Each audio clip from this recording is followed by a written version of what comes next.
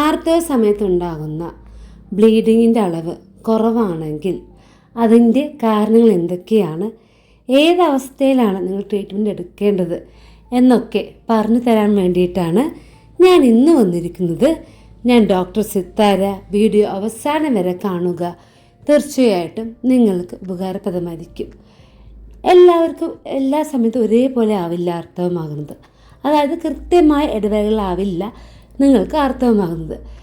അതിന് പല കാരണങ്ങളുണ്ട്. അതായത് കാലാവസ്ഥ മാറുമ്പോൾ, ഭക്ഷണ രീതിയിൽ മാറ്റങ്ങൾ വരുമ്പോൾ, ആദ്യമായി ലൈംഗിക ബന്ധത്തിൽ ഏർപ്പെടുമ്പോൾ, അല്ലെങ്കിൽ ഒരു ഇടവേളയ്ക്ക് ശേഷം ലൈംഗിക ബന്ധത്തിൽ ഏർപ്പെടുമ്പോൾ, അല്ലെങ്കിൽ നിങ്ങൾ പുതിയതായിട്ട് എന്തെങ്കിലും മെഡിസിൻസ് കഴിക്കാൻ തുടങ്ങുകയൊക്കെ ആണെങ്കിൽ നിങ്ങൾക്ക് കൃത്യമായ ഇൻ്റർവെൽസിലാവില്ല ആർത്തവമാകുന്നത്. പക്ഷേ ഇത് തുടർച്ചയായിട്ട് ഇങ്ങനെ സംഭവിക്കുകയാണെങ്കിൽ അതിന് പല കാരണങ്ങളുണ്ട്.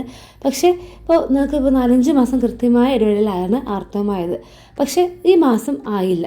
ഞാൻ ഈ പറഞ്ഞ കാരണങ്ങളിൽ ഏതെങ്കിലും ആകാം അങ്ങനെ സംഭവിക്കാനുള്ള കാരണം. അതുപോലെ തന്നെ ഈ പറഞ്ഞ കാരണങ്ങളൊക്കെ നിങ്ങളുടെ ബ്ലീഡിങ്ങിൻ്റെ അളവ് കുറയ്ക്കാനും കാരണമാകാറുണ്ട്. അപ്പോൾ 1-2 മാസം ഇങ്ങനെ സംഭവിക്കുകയാണെങ്കിൽ അത് പ്രശ്നമില്ല. പക്ഷേ തുടർച്ചയായിട്ട് 3-4 മാസം നിങ്ങൾക്ക് ആർത്തവമാകുന്ന ബ്ലഡിൻ്റെ അളവ് കുറയുകയാണെങ്കിൽ തീർച്ചയായിട്ടും നിങ്ങളൊരു ഗൈനക്കോളജിസ്റ്റിനെ കൺസൾട്ട് ചെയ്ത് ടെസ്റ്റുകളിലൂടെ എന്തെങ്കിലും പ്രശ്നമുണ്ടോ എന്ന് ഉറപ്പ് വരുത്തേണ്ട ആവശ്യമുണ്ട്. കാരണം ഇങ്ങനെ സംഭവിക്കാൻ ചില ഹെൽത്ത് കണ്ടീഷൻസ് കാരണമാകാറുണ്ട്.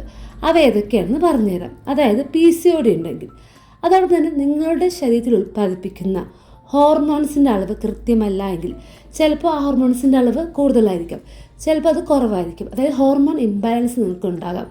ഈ കാരണം കൊണ്ടും നിങ്ങൾക്ക് ആർത്തവമാകുന്ന ബ്ലഡിൻ്റെ അളവ് കുറയാറുണ്ട്. പിന്നെ നിങ്ങൾ അനീമിക് ആണെങ്കിൽ, അതായത് നിങ്ങളുടെ ശരീരത്തിൽ അയൺ ഡെഫിഷ്യൻസി ഉണ്ടെങ്കിലും നിങ്ങൾക്ക് ആർത്തവമാകുമ്പോഴുള്ള ബ്ലീഡിങ് കുറയാറുണ്ട്. അപ്പോൾ അനീമിക് ആണെങ്കിൽ നിങ്ങൾക്ക് അതിന് ട്രീറ്റ്മെൻറ്റ് എടുക്കാം. അതോടൊപ്പം തന്നെ നിങ്ങൾ ദിവസം രാവിലെ എണീറ്റുള്ള വെറും വയറ്റിൽ ഒരു 3 ഈത്തപ്പഴം കഴിക്കുക. അല്ലെങ്കിൽ രാത്രി ഉറങ്ങാൻ കിടക്കുന്നതിന് മുമ്പ് ഒരു 12 ഉണക്കമുന്തിരി ഒരു 1/4 കപ്പ് വെള്ളത്തിലിട്ട് വെക്കുക. എന്നിട്ട് രാവിലെ അത് നന്നായിട്ട് ഇങ്ങനെ ആ വെള്ളത്തിൽ ഈ ഉണക്കമുന്തിരി നന്നായി പിഴിഞ്ഞ് കൊടുക്കുക.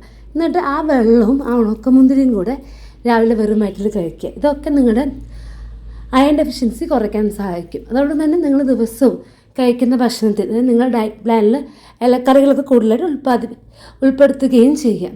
അതും നിങ്ങളുടെ അയൺ ഡെഫിഷ്യൻസി മാറ്റാൻ സഹായിക്കും. അപ്പോൾ ഇതൊക്കെയാണ് ഒരു കാരണങ്ങളാണ്. പിന്നെ വേറെ കാരണമെന്ന് പറയുന്നത്, നിങ്ങൾക്ക് ഒരു 35-40 വയസ്സൊക്കെ ആയാൽ നിങ്ങളുടെ ആർത്തവ സമയത്തുള്ള ബ്ലീഡിങ്ങിൻ്റെ അളവ് കുറഞ്ഞ് വരും. അതെന്താണെന്ന് വെച്ചാൽ നിങ്ങൾക്ക് മെൻസസ് നിൽക്കാൻ തുടങ്ങുകയാണ്. അതായത് ഒരു 40-45-50 വയസ്സിനുള്ളിലൊക്കെ നിങ്ങൾക്ക് മെൻസസ് അവസാനിക്കും. അപ്പോൾ അതിൻ്റെ ഒരു സൈനായിട്ടാണ് ഈ അളവ് ഇങ്ങനെ കുറഞ്ഞ് വരുന്നത്. അപ്പോൾ അതും ഒരു പ്രോബ്ലം ഉള്ള കാര്യമല്ല. പക്ഷേ ഞാൻ ആദ്യം പറഞ്ഞ കാരണങ്ങളുണ്ടല്ലോ, അതായത് health conditions, PCOD, hormone imbalance, anaemic, ഇവയൊക്കെ ആണെങ്കിൽ നിങ്ങൾ ട്രീറ്റ്മെൻറ്റ് എടുക്കേണ്ട ആവശ്യമുണ്ട്. അപ്പോൾ നിങ്ങൾ ഗൈനക്കോളജിസ്റ്റിനെ കൺസൾട്ട് ചെയ്ത് തന്നെ ഉറപ്പ് വരുത്തണം നിങ്ങൾക്ക് എന്തെങ്കിലും പ്രോബ്ലം ഉണ്ടോ ഇല്ലെന്ന്. അത് തുടർച്ചയായി 3-4 മാസങ്ങളിൽ ഇങ്ങനെ സംഭവിക്കുക, കൃത്യമായി ആർത്തവമാവാതിരിക്കുക, അല്ലെങ്കിൽ ആർത്തവമാകുമ്പോഴുള്ള ബ്ലീഡിങ്ങിന് അളവ് കുറയുക ഒക്കെ ചെയ്യുമ്പോൾ. പിന്നെ നിങ്ങൾ പ്രഗ്നൻ്റ് ആണെങ്കിലും നിങ്ങൾക്ക് ഇങ്ങനെ സംഭവിക്കും. അപ്പം നിങ്ങൾ വിചാരിക്കും പ്രഗ്നൻ്റ് ആയ ആർത്തവം ഉണ്ടാകുമോ? ചിലർക്ക് പ്രഗ്നൻ്റ് ആയ ഉടൻ ഒരു ഇംപ്ലാന്റേഷൻ ബ്ലീഡിങ് ഉണ്ടാകും. അത് ആർത്തവമല്ല, അത് സ്പോട്ടിംഗ് ആണ്. പക്ഷേ ചില ആളുകൾ ഇത് ആർത്തവമായി തെറ്റായി ധരിക്കാറുണ്ട്. പക്ഷേ അത് 1-2 ദിവസമേ ഉണ്ടാവുള്ളൂ, പിന്നീട് ഉണ്ടാവില്ല. അത് പ്രഗ്നൻസിൻ്റെ ഒരു ലക്ഷണമാണ്. നിങ്ങൾ പ്രഗ്നൻ്റ് ആണെന്ന് നിങ്ങളുടെ ശരീരം നിങ്ങൾക്ക് കാണിച്ചു തരുന്ന ഒരു സൈനാണ്. അപ്പോൾ എല്ലാവർക്കും വീഡിയോ ഹെൽപ്ഫുൾ ആയെന്ന് വിശ്വസിക്കുന്നു. ഇനിയും ഇതുപോലെ നിങ്ങൾക്ക് ഹെൽപ്ഫുൾ ആയിട്ടുള്ള മറ്റൊരു വീഡിയോയുമായി കാണുന്നത് വരെ താങ്ക് യു. ബൈ.